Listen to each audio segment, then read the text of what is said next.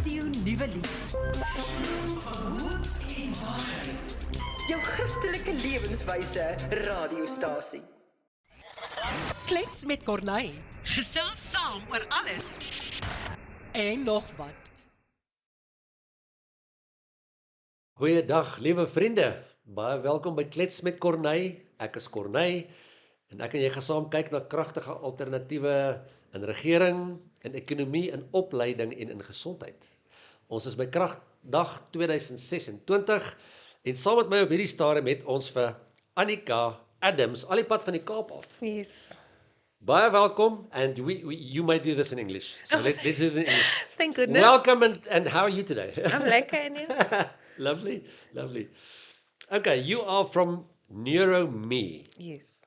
It's got something to do with education, I guess. Yes. Because you're in that area, so I don't have a clue. Please tell us what you do. Well, NeuroMe is, in the name, is a little bit of a clue because we are an educational provider specifically for neurodivergent people. Okay. Learners specifically. Yeah. So that would be, if you're not familiar with the term neurodiversity, it's like kids that have ADHD, autism, sensory processing disorder, Down syndrome, those learners Okay. that have a little bit more magic than the average child. Yeah. So we're a learning provider that provides the CAPS curriculum, but for learners that have a different way of processing information. Yeah. So we've tailored our entire learning experience around the way we know their brains function. Yeah. Is it a localized thing? Are you at a certain place, or is it something that people can do all over? No. So we have chosen to do it completely online. And the reason why is because we know any mainstream environment that's outside of the safety of the home, a neurodivergent child really struggles with that. And first prize is for the child to be at home. So we created to be for a child that's being homeschooled by their mum. Yeah. Yeah. Okay. I think that's where they end up mostly if they battle with normal Exactly. schools. So yeah, it's a meaningful place, I think. How long have you been going now? Well, this is our third year. We're still babies. Yeah. This is our first year actually doing matric. Yeah. And we only have 5 matric learners this year. So Well. we're very cautious because our staff are neurodivergent too. Okay. And a lot of our staff, including me, I mean, I have autism and ADHD Yeah. as well, are the products of the trauma of what happens when the systems fail the children. Yeah. So we don't want to rework that same wheel where you get so excited to do things and then traumatize a child that's already vulnerable to Yeah. begin with. Okay. So we're very cautious to do everything in the children's best interest. Yeah. So, but we have actually grown way faster than we would have I liked to think be it's honest. a huge opportunity. I know such a lot of people that battle with the children in some way and form with.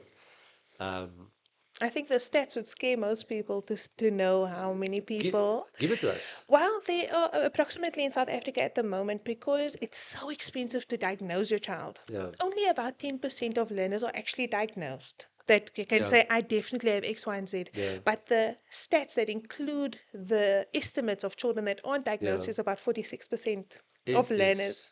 It's basically half Yeah. of the kids that Yeah, you yeah. see, and which means neurodivergent kids have neurodivergent parents. Yeah. So that friend, that's a little bit different. He's probably neurodivergent. Okay. So, how do you just give me an example for my head. I'm trying to make a picture of what would you do, for example, what would be difference, because it's the same syllabus that they know. Yes. So how do you do things differently? What do you Well, teach that's people? actually a very good question. So the CAPS curriculum gives objectives that need to be accomplished by a certain period. Yeah. And so we're still getting to the same destination. We're just creating a road that's more neurodiversity friendly to get there. Okay. So we give them lessons that's short and sweet, and we take out all the unnecessary fluff and all the unnecessary busy work and things like that, because I don't think many homeschooling parents click the fact that CAPS curriculum and the hours that's allocated is actually designed for a class of 35 to 40 kids. Yeah. So naturally, if you're in a big class, with like 40 kids and you have to teach, let's say, the vowels, it's going to take you a whole Yeah. week because now Susie's not listening and then Johnny, so you have to repeat a lot. But if I teach a child a one-on-one, it's going to take me 10 minutes Yeah. instead of the whole Yeah, week. yeah. So there is no need to rinse and repeat that same amount of time to teach the most simple Yeah. objectives.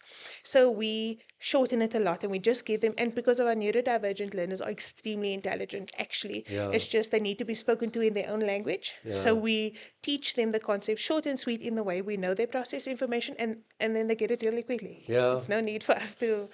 We homeschool our children as well, and I Oh, do remember you? one of the things that I always say to people is if they looked at our system, which was based on our own experiment almost, is I never tried to reproduce school at home. To me, this is a totally different thing, and it was a gamble because I do not know anyone personally that did what we kind of set out to do.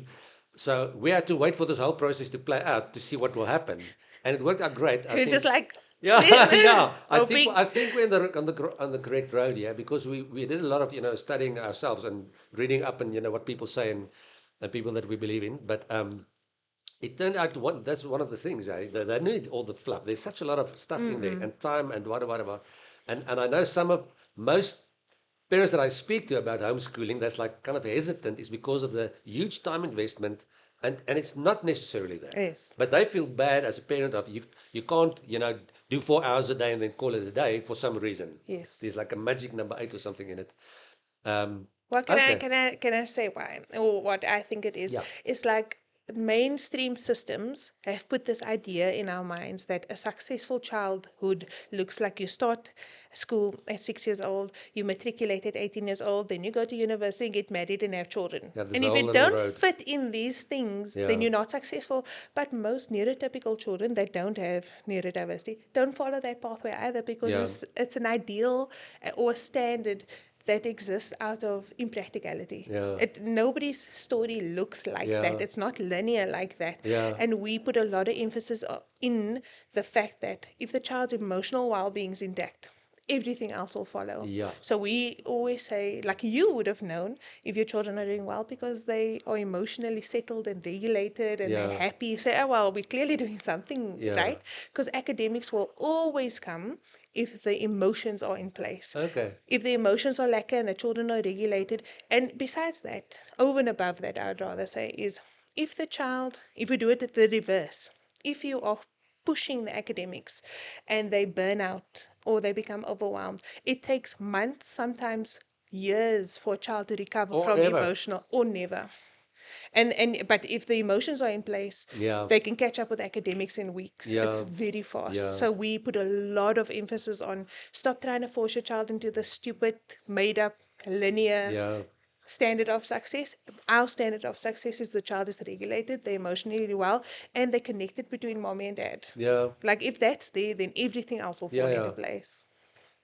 It is amazing. The little yeah. There's a lot to say for It is, academics, but it is very important, and I think it's very relevant for now. I do not even want to go into why there's such a lot of children in that kind of field now, but to do something about it, I think this is very meaningful, and it will be to a lot of people. And so, please give us your details. Where can people find you?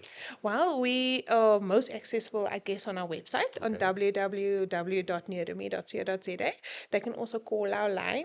I have dyscalculia, so I'm not going to say the number because I'm going to say a nonsense number that's not the real number. Okay. And a lot of our parents contact us actually on Facebook, ironically. We have a lot Okay. of parents contacting us and speaking to other parents in parent groups Yeah. about their experience. And I guess the biggest thing that I would emphasize is that although we give the NSC qualification, the mainstream qualification Yeah. that they get, to us that's not the gold standard. We just offer that for those that would like to do it. But we say to parents that's not the only way Yeah. for your child to get the NF, Yeah. the level 4 qualification. Yeah. They can do it in other ways. So rethink. I would tell parents to rethink, challenge yourself. Say, why do I want to force my child to do this? What's Yeah. making me force my Yeah. child to do something that's clearly harmful for them? Yeah. And trust your gut. I call it people outsource their lives. They do not take responsibility for the Yes. education of their kids. It's the school's problem. And I'm a big 100%. fan of taking responsibility for whatever field it is in your life. But, your Well, responsibility. I will add this, that we are a Christian company, although it's not like woven into our lessons. We Yeah. are outward and publicly a Christian company, and we speak to the parents about that the Lord has given you that child with an instinct in line with what that child needs. So if your gut is uncomfortable, there's a reason for it. And I didn't birth that child, so I don't know better than Yeah. you do. And a lot of professionals sometimes tell parents to do the opposite, not to trust their gut. Yeah. And we saying trust your gut. A gut's there for a reason. I like it. I like that a lot. Okay, so dear friends, there you have it. The contact details. It sounds very interesting to me. So if you have a child that's maybe not so lucky in the normal school or what you think might be the standard that's required, it's not necessarily that.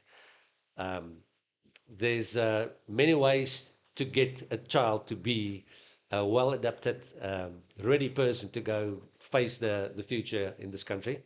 So that would be my last question for you. It's more on a personal note. Okay. Kragdag is all about people looking at the problems and saying, we are going to make a plan. So what do you think, how do you feel about the future of South Africa? What do you think is going to happen over the next few years? That's a very loaded question. Well, I will say that for a long time, a lot of people say, why is there so many diagnoses now? Or why is there so... The problem was that South Africa was behind in a lot of the research and a lot of the knowledge. And I do see that there's a lot more awareness in South Africa when it comes to neurodiversity and a lot more acceptance, which is good to see. It's taken a lot of time. It's taken a lot of people that are brave enough to advocate for it and to stand out and say, we're going to do something different. And, it doesn't come without backlash. Yeah. But I do see that efforts that the community of neurodivergence in South Africa have put in place is starting to snowball now a little bit, and people are speaking about neurodiversity without saying that one, without the stigma that used to be there. So I'm actually really excited that the stigmatization against neurodiversity is slowly starting to become less, which allows people that have real needs to be able to say, I actually really need this and this and this without feeling weird about it. And which means that they're a lot more regulated, a lot happier, a lot more able to reach their potential. So, and if you think about the stats of 46%, that's 46% of society that was suffering before. Yeah. That's slowly starting to find a place where they feel like there's nothing wrong with me actually. And I think that's going to have so much positive consequences that we actually can't wrap our mind around right now because it hasn't even happened before. Yeah. Okay. Yes, I'm excited No, for our community, if I can put it that way. thank you so much for the talk, and I wish you the best of luck here with the Kragdag and also on your road forwards. Thank you very much. Thank you. Luister nou na Radio Nuwe, jou Christelike Lewenswyse radiostasie. Klets, kuier, luister en leer in Afrikaans.